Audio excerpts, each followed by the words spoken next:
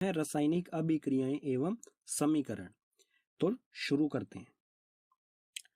तो इस पार्ट में सबसे पहला विषय आता है हमारा रासायनिक अभिक्रिया। रासायनिक अभिक्रिया क्या होती है? जब दो या दो से अधिक पदार्थ मिलकर एक या एक से अधिक नए गुणधर्म वाले पदार्थों का निर्माण करते हैं तो उसे रासायनिक अभिक्रिया कहा जाता है।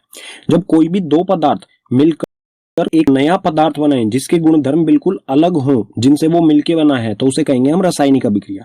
उदाहरण से समझ लेते हैं, बिल्कुल अच्छी तरह से ये समझ में आ जाएगा। जैसे हाइड्रोजन और ऑक्सीजन मिलकर जल यानी पानी का निर्माण करते हैं, तो ये क्या होगी? एक रासायनिक अभिक्रिया। क्यों? क्योंकि इसमें बिल्कुल नए गुणधर्म वाला पदार्थ बनता है जल। जल का गुणधर्म क्या होते हैं? ये आग को बुझाता है। ठीक है, आग लगाता नहीं है, आग को बुझाता है। वहीं जिनसे ये मिलके बना है, हाइड्रोजन और ऑक्सीजन, ये दोनों अत्यंत ज्वलनशील गैसें हैं, इनमें बहुत जल्दी आग लग जाती है। लेकिन पानी जो है इन दोनों से ही मिलके बना है, लेकिन इसके गुणधर्म बिल्कुल अलग हैं। तो इस तरह की जो अभिक्रिया होगी उसे कहा जाएगा रासायनिक अभिक्रिया।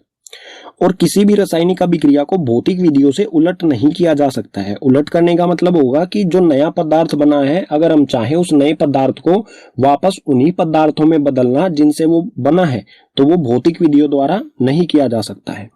भौतिक विधि आप कक्षा 9 में पढ़ चुके होंगे, जैसे कि उसमें से कुछ मैंने यहाँ पर लिख दिए हैं, जैसे कि वाष्पीकरण, ऊर्ध्वपातन, आवसंज्ञा, उपकेंद्रीकरण। इन सभी विधियों से किसी भी रासायनिक अभिक्रिया को उलट नहीं किया जा सकता है। आगे है रासायनिक अभिक्रियाओं में शामिल। जब कोई रासायनिक अभिक्रिया होगी तो उसमें क्या चीजें शामिल होंगी? अवस्था में परिवर्तन। अवस्था में परिवर्तन का मतलब होगा कि रासायनिक अभिक्रिया होने से पहले वाले पदार्थ और रासायनिक अभिक्रिया के होने के बाद वाले पदार्थ यानी कि नए पदार्थ, उनकी अवस्था में परिवर्तन हो सकता है। जैसे कि ये उदाहरण है, यहाँ पर ये क्या है? यहाँ पर ये गैस है, यहाँ पर भी गैस है। दो गैसें मिलकर एक जल का यानी कि द्रव का निर्माण कर रही है।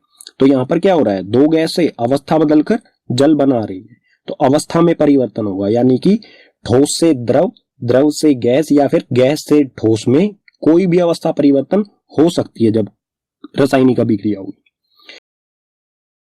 रंग में भी परिवर्तन हो सकता है। रासायनिक अभिक्रिया होने से पहले या होने के बाद रंग में भी परिवर्तन हो सकता है। तापमान में परिवर्तन। रासायनिक अभिक्रिया के दौरान तापमान में भी परिवर्तन, तापमान कम भी हो सकता है और तापमान ज्यादा भी हो सकता है। और रासायनिक अभिक्रिया में चौथा है गैस का उत्सर्जन।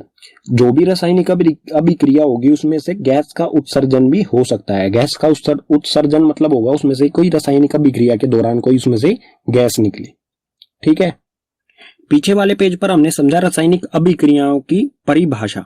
अब हम देखते हैं रासायनिक अभिक्रिया के कुछ उदाहरण, जिससे रासायनिक अभिक्रियाएं हमें अच्छी तरह से समझ में आ जाए। तो यहाँ पर है दैनिक जीवन में होने वाली रासायनिक अभिक्रियाओं के कुछ उदाहरण।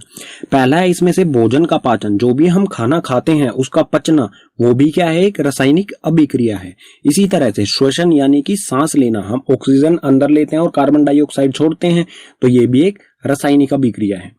लोहे पर जंग लगना, लोहे पर जंग लगना भी एक रासायनिक अभिक्रिया है और ये बहुत धीरे धीरे होने वाली रासायनिक अभिक्रिया है।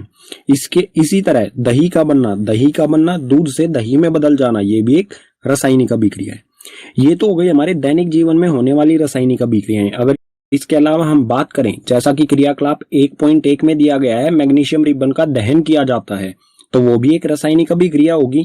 क्रियाकलाप 1.2 में लेड नाइट्रेट में पोटेशियम आयोडाइड को मिलाया जाता है, वो भी एक रासायनिक अभिक्रिया होगी। इसी तरह से क्रियाकलाप 1.3 में सल्फ्यूरिक अम्ल या फिर हाइड्रोक्लोरिक अम्ल में जिंक की गोलियां डाली जाती हैं, वो भी एक रासायनिक अभिक्रिया होगी। ठीक है, रासायनिक अभिक्रिया में दो महत्वपूर्ण चीजें होती हैं, अभिकारक